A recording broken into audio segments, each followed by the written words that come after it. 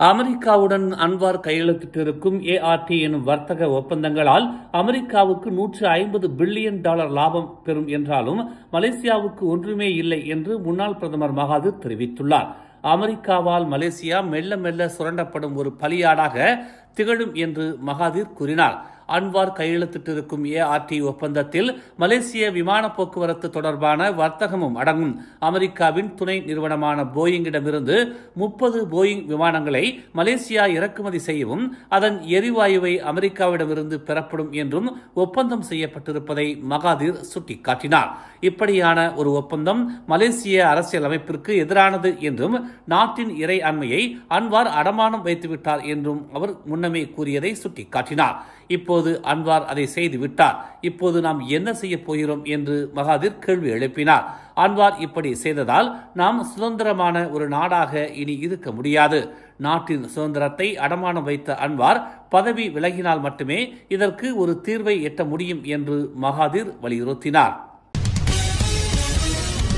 Ampang ரயில் நிலையத்தில் ரயில் ஒன்று தீப்பிடித்து எரியும்படியான காணொலி போலியானது என்று மலேசிய ரயில் போக்குவரத்து நிறுவனமான பிரசாரணா அதிகாரப்பூர்வமாக விளக்கமளித்துள்ளது. தண்டவாளத்தில் நிறுத்தி வைக்கப்பட்டிருக்கும் ரயிலில் தீ ஏற்படும்படியும் தீயணைப்பு அதிகாரிகள் தீயை கட்டுப்படுத்தும்படியும் பயணிகள் அலறியபடி அங்கும் இங்கும் ஓடும்படியான காணொலி சமூக வலைதளங்களில் பரவியது. இது ஒரு போலியான காணொலி என்றும் இது போன்ற சம்பவங்கள் எதுவும் நிகழவில்லை என்றும் பிரசாரணா விளக்கமளித்துள்ளது. தலைநகரில் உள்ள ரயில்களும் ரயில் நிலையங்களும் பாதுகாப்பாக இருப்பதை பிரசாரணா உறுதிப்படுத்துவதாகவும் தவறான காணொலிகள் மூலம் பொதுமக்களை அச்சுறுத்த வேண்டாம் என்றும் அது கேட்டுக் கொண்டுள்ளது.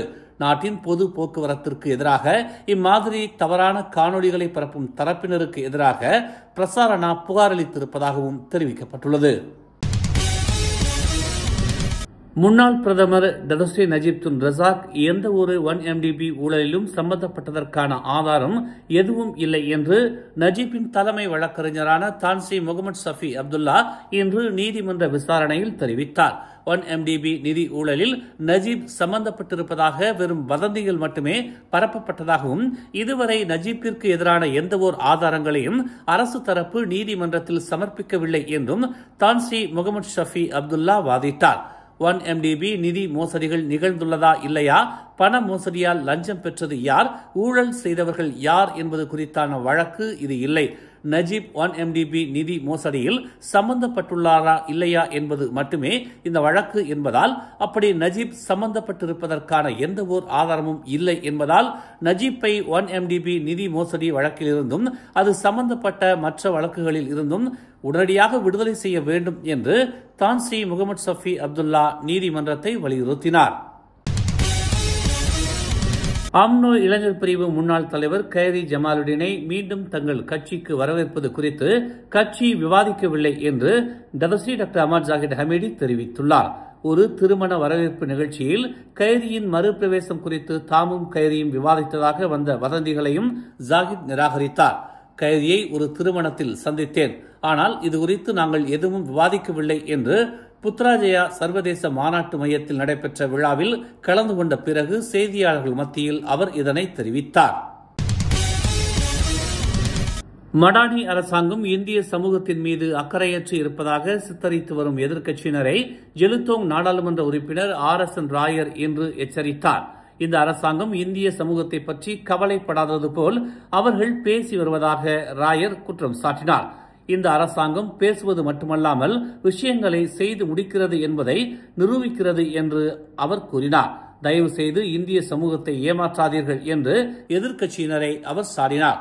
தாம் கொஞ்சம் உணர்ச்சி வசப்படுவதாக ஒப்புக்கொள்வதாகவும், ஏனென்றால் எதிர்க்கட்சிகள் தொடர்ந்து இந்த அரசாங்கம் இந்தியர்களை பற்றி கவலைப்படுவதில்லை என்ற கதையை கட்டி விளையாடுவதாகவும் அவர் கூறினார்.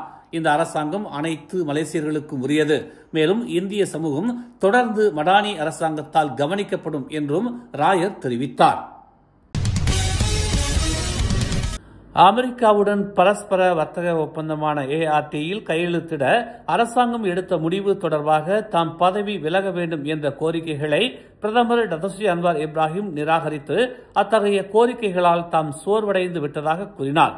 இந்த ஒப்பந்தத்தில் கையெழுத்திடுவதற்கான அரசாங்கத்தின் முடிவை பாதுகாத்து மலேசியா மட்டும் அவ்வாறு செய்யவில்லை என்றும் சீனா போன்ற பொருளாதார வல்லரசு கூட குடியரசின் மீது விதிக்கப்பட்ட பரஸ்பர வரிகள் குறித்து அமெரிக்காவுடன் பேச்சுவார்த்தை நடத்தி வருவதாகவும் அன்வார் சுட்டிக்காட்டினார். இது நமது நாட்டை சரணடைவது அல்லது காட்டிக் கொடுப்பது அல்லது அதை ஒரு புதிய வடிவ காலனித்துவத்திற்கு உட்படுத்துவது பற்றியது அல்ல என்று அவர் கூறினார். நீங்கள் என்னை மீண்டும் மீண்டும் ராஜினாமா செய்ய சொல்கிறீர்களா? எத்தனை முறை என்னை ராஜினாமா செய்ய சொல்ல விரும்புகிறீர்கள்? போதும் போதும் என்று அவர் இன்று மக்களவையில் கூறினார்.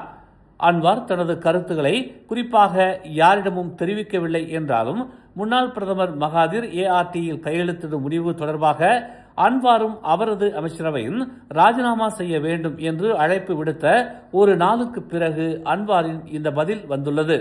நேற்று ஒரு செய்தியாளர் கூட்டத்தில் இந்த ஒப்பந்தத்தில் கையெழுத்திட்டதன் மூலம் மலேசியா மற்ற சந்தைகளுக்கான அணுகலை இழந்துவிட்டது என்றும் உணவு உற்பத்தி, விவசாயம், தொலைத்தொடர்பு, பாதுகாப்பு மற்றும் சுரங்கம் உள்ளிட்ட முக்கிய துறைகளில் வாஷிங்டன் தலையிட அனுமதித்தது என்றும் மகாதிர் கூறினார். ஒப்பந்தத்தில் உள்ள வெளியேறும் பிரிவை ஒரு ஏமாற்றுதல் என்றும் இப்போது உள்ள ஒரே வெளியேறும் பிரிவு அன்வாரும் அவரது அமைச்சரவையும் பொறுப்பேற்று ராஜினாமா செய்வதுதான் என்றும் அவர் கூறினார். காசா பிரச்சனையில் அமெரிக்க அதிபர் டொனால்டு டிரம்ப் முன் நேரடியாக துணிச்சலான நிலைப்பாட்டை எடுத்த ஒரே நாடு மலேசியா மட்டுமே என்று பிரதமர் டத்தோஸ்ரீ அன்வார் இப்ராஹிம் தெரிவித்துள்ளார்.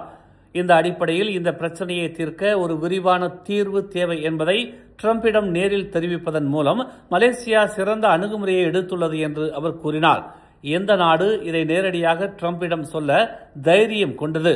நான் மலேசியாவை பிரதிநிதித்துவப்படுத்தியதில் சொன்னேன் என்று அன்வார் தெரிவித்தார். இதை மறுக்க முடியுமா? டிரம்ப் எத்தனை நாடுகளுக்கு சென்றார்? ஒரு விரிவான தீர்வின் அவசியம் குறித்து எத்தனை பேர் அவரது முகத்திற்கு நேராக பேசினார்கள் அவருக்கு முன்னால் என்று அன்வார் கேள்வி எழுப்பினார். அப்படி பேசிய வேறு யாராவது இருந்தார்களா? யாரும் இல்லை என்று அன்வார் இன்று மக்களவையில் கேள்வி பதில் நேரத்தின் போது கூறினார். அமெரிக்க அதிபரிடம் இந்த பிரச்சனையை எழுப்ப மலேசியா ஒவ்வொரு வாய்ப்பையும் தொடர்ந்து பயன்படுத்திக் கொண்டதாகவும் அவர் கூறினார். இது வெளிப்படையாக ஒரு முறை அல்ல 3 முறை பகிரங்கமாக செய்யப்பட்டது என்று அவர் மேலும் கூறினார். தேசிய கால்பந்து அணியின் 7 விளையாட்டாளர்களை FIFA தடை செய்திருப்பதற்கு முக்கிய காரணம் தேசிய கால்பந்து ஆணையத்தை சூழ்ந்திருக்கும் அரசியல் என்று ஜொஹூர் இளவரசரும் JDT கால்பந்து அணியின் நிர்வாகியுமான துங்கு மக்கோத்தா இஸ்மாயில் குற்றம் சாட்டினார். ஃபார்ம் மீது FIFA விதித்திருக்கும் தடையால் உலக நாடுகளுக்கிடையே இது மலேசியாவுக்கான ஒரு அவமானமாக நாம் கருத வேண்டுமே தவிர இதற்கு அவர்கள் பொறுப்பு, இவர்கள் பொறுப்பு என மற்றவர்கள் மீது பழி சுமத்தக்கூடாது என்று துங்கு மக்கோத்தா இஸ்மாயில் தெரிவித்தார். தேசிய கால்பந்து அணியின் வெற்றிகள் அனைத்தும் இந்த தடையால் பாதிக்கப்படும் என்று துங்கு மக்கோத்தா இஸ்மாயில் நினைவூட்டினார். மக்கள் பெருமளவில் ஆதரவளிக்கும் தேசிய விளையாட்டு அணியாக ஹரிமாவ் மலாயா திகழ்கிறது. அப்படியான ஒரு அணியை நிர்வகிப்பதில் ஏற்பட்டிருக்கும் மெத்தனம் மட்டுமே இந்த தடைக்கு காரணம் என்று நாம் எடுத்துக்கொள்ளக்கூடாது என துங்கு மக்கோத்தா இஸ்மாயில் தெரிவித்தார். ஃபார்ம் இந்த விஷயத்தில் மெத்தனமாக இருந்ததா இல்லையா என்பதை விடவும் யார் இதற்கு பொறுப்பு, பின்னணியில் யார் இருப்பது என்பதையும் நாம் அறிய வேண்டும் என்றும் துங்கு மக்கோத்தா இஸ்மாயில் கூறினார். மேலும் செய்திகளை தெரிந்து கொள்ள தமிழ் மலர் நாளிதழை பாருங்கள். எங்களோடு இணைந்திருக்க மலர் டிவியை பதிவு செய்து கொள்ளுங்கள். உறவுகள் மகிழ்ந்திட விருப்பம் மற்றும் பகிர்வு சேவையை சொடுக்கிடுங்கள்.